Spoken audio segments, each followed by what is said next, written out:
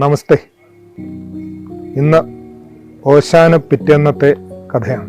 ഓശാന പാട്ടുകൾക്ക് ശേഷം മടങ്ങുമ്പോൾ രക്ഷകന്റെ സന്ദർശനകാലം അറിയാത്ത ജെറുസലേമിനെ നോക്കി യേശു വിലപിക്കുന്നുണ്ട്.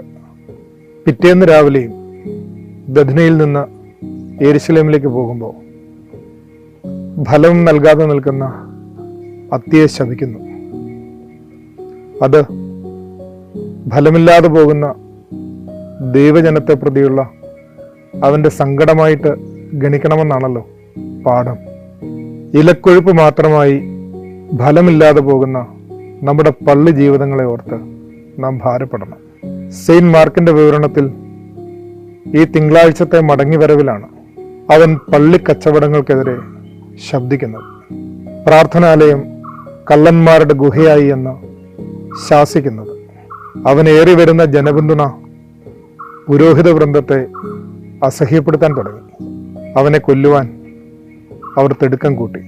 അതുകൊണ്ട് തന്നെ തിങ്കളാഴ്ച വൈകിട്ടും അവൻ ജെറുസലേമിൽ നിന്ന് ബഥനിയിലേക്ക് മടങ്ങി. ആദരവോടെ.